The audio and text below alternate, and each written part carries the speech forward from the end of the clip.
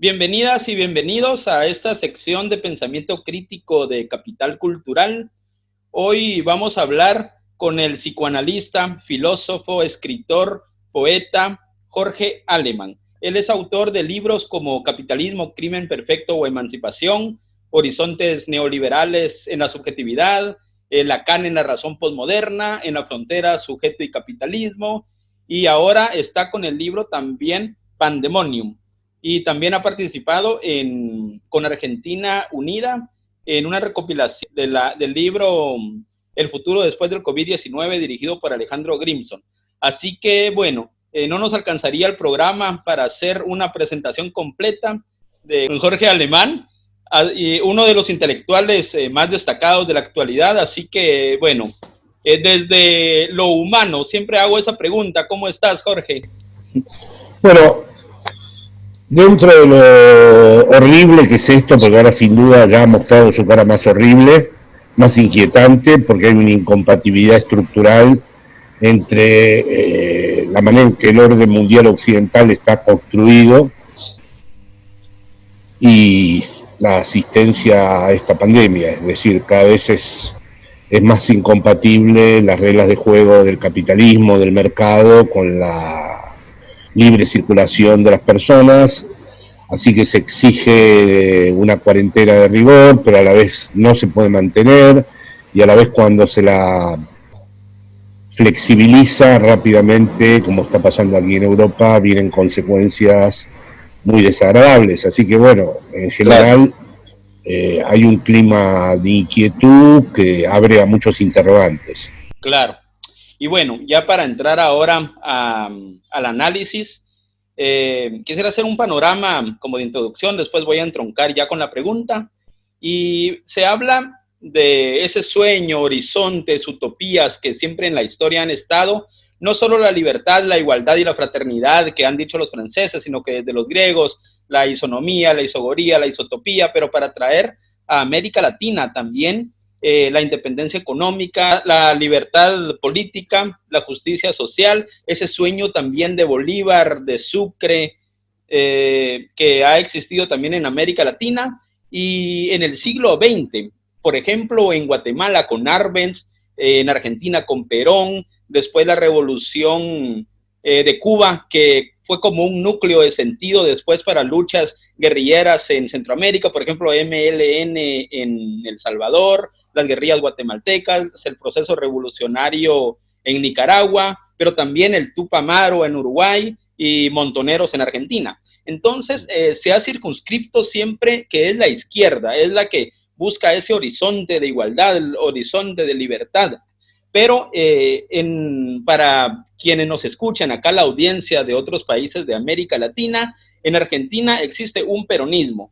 Según decía Alejandro Grimson, que hay muchos peronismos, hay peronismo de derecha y peronismo de izquierda, pero con el kirchnerismo, ahora acá, se podría, digamos, circunscribir a esa izquierda latinoamericana, o digamos ahora con Alberto Fernández acá, podría tener otra vez sentido esa frase intelectual de John William Cook, un peronista de izquierda, que decía el peronismo como un hecho maldito del país burgués.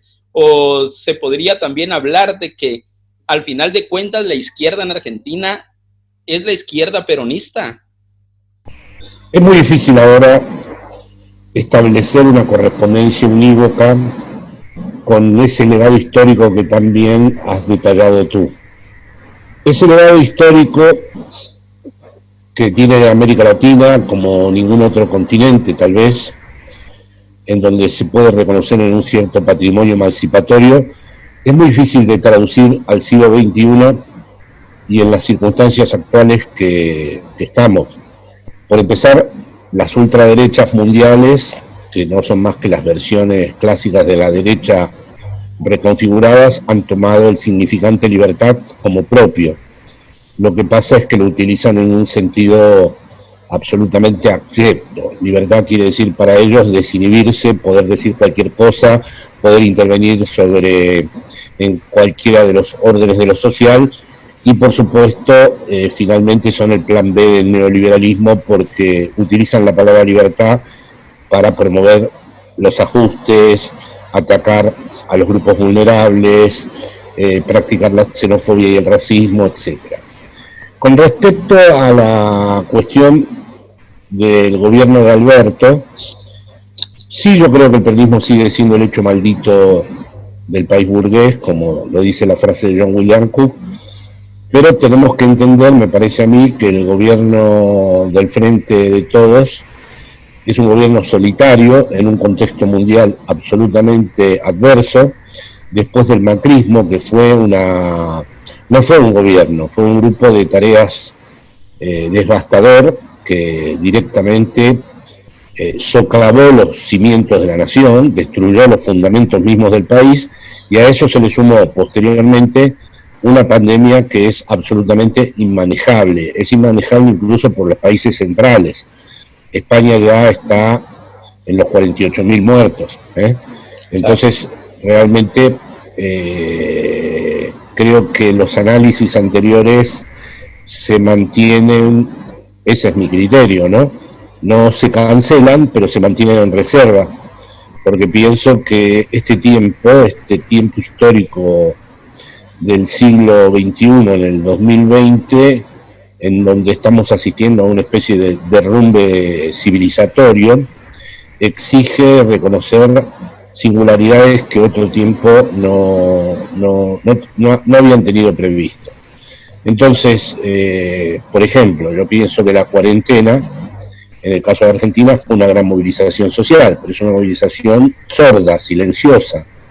Ha sido un esfuerzo de resistencia, pero no tiene nada que ver con nuestras tradiciones de movilizaciones sociales ni reivindicaciones populares. Es restrictiva, es la derecha la que pide que la restricción se levante.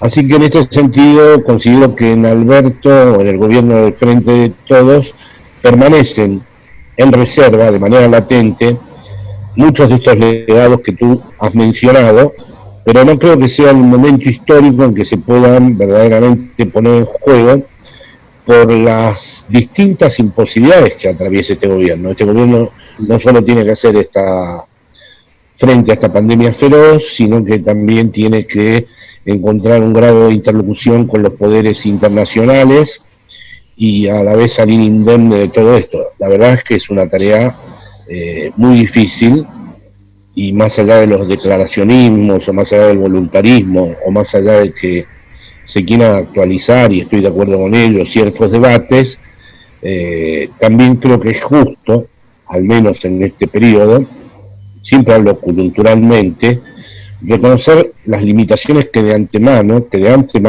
se han impuesto a este gobierno. Claro. Y también que ahora la derecha está muy violenta, está muy agresiva, pero por ejemplo Vox en España, que es la ultraderecha, se ven que gritan en el Congreso, dicen todas sus barbaridades, pero en Argentina se ve que es un grupo sin liderazgo incluso, que piden solo anticuarentena, que vuelven al relato de decir no al comunismo, vuelven a relatos de la Guerra Fría. Pero, ¿cuál es tu lectura acerca de las matices y las dinámicas que están usando las derechas? Yo no las relativizaría, ¿no? Tengo compañeros y compañeras que hablan de que la derecha está deshilachada, que no tiene más que un poder discursivo, que no puede constituir ningún proyecto político. Pero yo observaría lo siguiente: primero, han hecho desaparecer a las derechas conservadoras o liberales, más bien les marcan la agenda. Luego tienen todo un poder mediático atrás de ellas. Luego, además, los poderes internacionales también tienen acuerdos con ellos. Luego está la nueva realidad del evangelismo, que también se cruza con ellos. Luego, hay que entender que esas ultraderechas no son los fascismos históricos, que pueden perfectamente funcionar como un nuevo agente del neoliberalismo que sirva para presionar o para que en momentos determinados donde vean que el gobierno popular avanza, promuevan el caos. Pueden tener una gran capacidad porque son suficientemente crueles, ya lo han demostrado históricamente, pueden jugar con cartas marcadas, pueden verdaderamente se han liberado de la relación con la verdad y la relación con la ética y pueden incidir muy seriamente. Yo no veo que sean relativizables como hacen. Hay muchos compañeros y compañeras que dicen que el Frente de Todos podría ir avanzando más radicalmente porque hoy en día la derecha está desarticulada. Yo no veo tal desarticulación porque yo más bien veo a la derecha y a la ultraderecha, ya que la barrera se ha borrado, formando parte de dispositivos neoliberales de poder que siguen intactos. La prueba está en que los medios en donde esas ultraderechas hablan son los más vistos, los más concurridos, mientras que los medios que podrían estar del lado del gobierno son críticos y apenas se oye alguna que otra voz apoyando al gobierno. Entonces, estoy de acuerdo que esta derecha no tiene ningún liderazgo, lo está buscando, pero sí que su deriva va a ser bolsonarista, va a ser una deriva ultraderechista. Con todo ese discurso xenófobo, con toda esa carga que tienen, pero a la vez también, como vos decís, de que mezclan, está atravesada también la Iglesia Evangélica, la Iglesia Universal de Brasil, que es como el aparato ideológico que más tradicionalmente está en Brasil, y también en Brasil se ha hablado de las 3B, ¿no? De la bala, el buey y la Biblia, o sea, los militares, la oligarquía y la iglesia. Pero bueno, y en Argentina, que no está tan marcada, digamos, esa superestructura ideológica, digamos, de la iglesia. No está marcada aún, pero avanza, el fenómeno retrocede.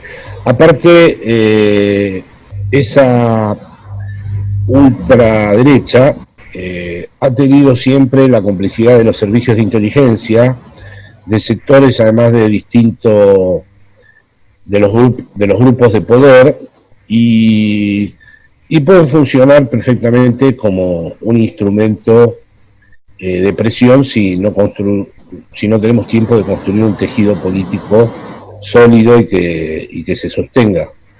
Es decir, si no resolvemos el tema de la pandemia y resolvemos el problema con el Fondo Monetario Internacional, la ultraderecha tiene un campo extraordinario para sus operaciones, que es la propia pandemia, que por lo general suele terminar siendo muy antipática para la población y más bien redunda en un rechazo de lo político por parte de la población, la cuarentena.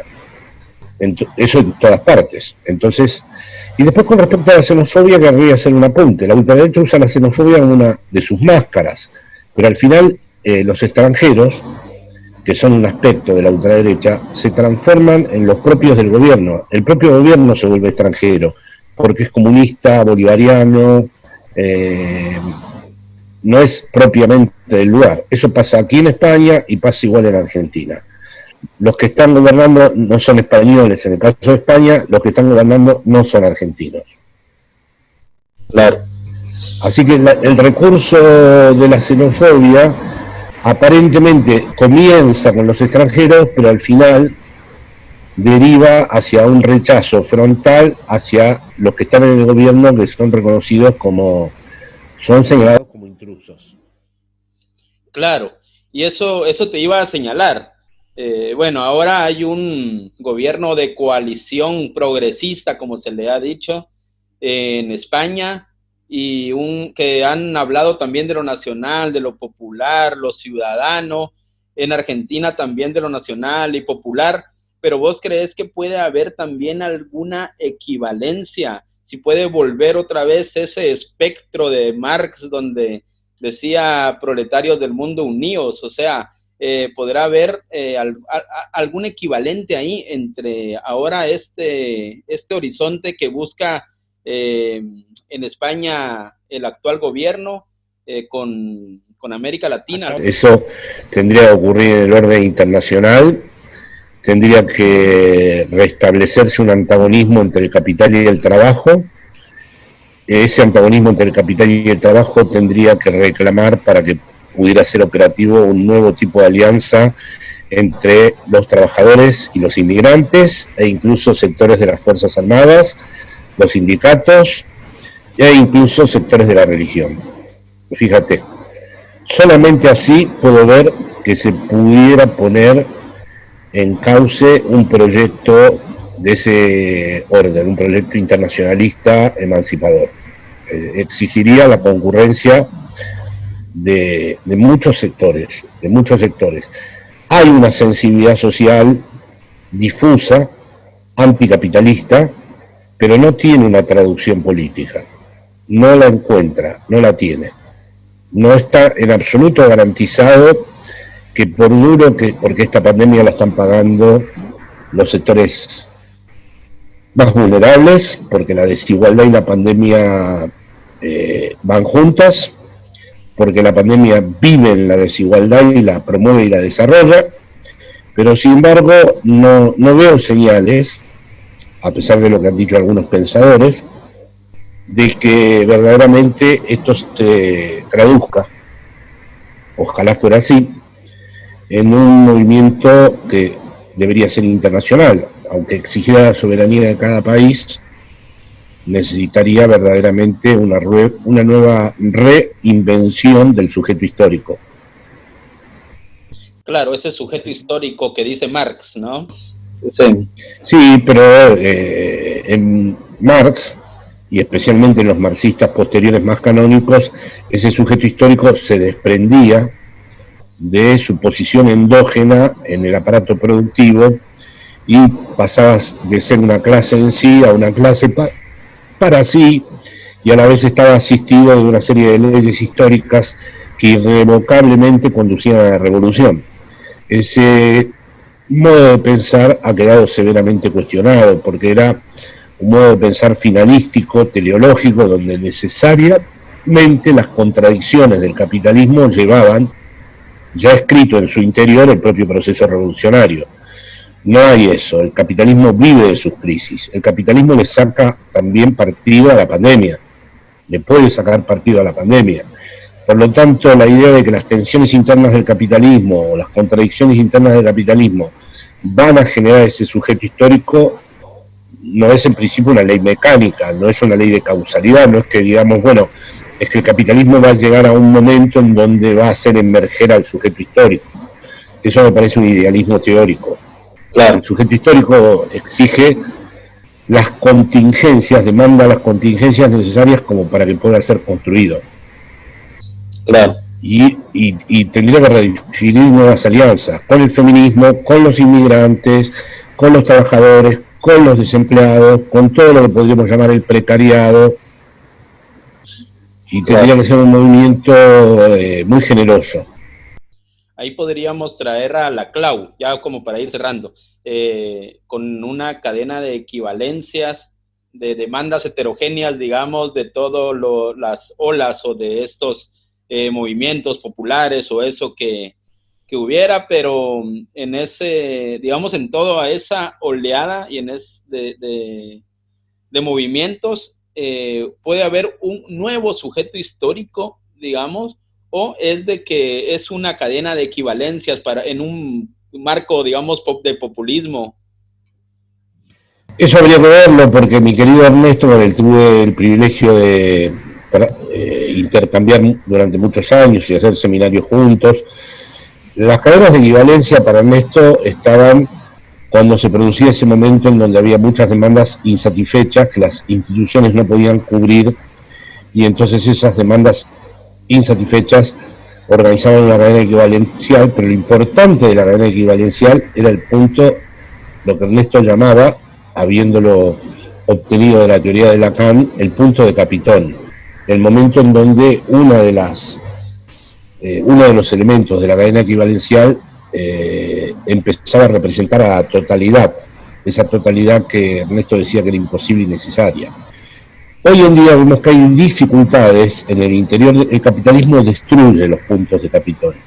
Uno de los problemas para constituir el sujeto histórico es que hay grandes corrientes de malestar, hay muchísimas manifestaciones, hay muchísimos emergentes en distintos lugares del mundo que protestan, pero no se articula el punto de Capitol donde todas esas demandas se transforman en una voluntad política general de transformación, articula en una lógica hegemónica.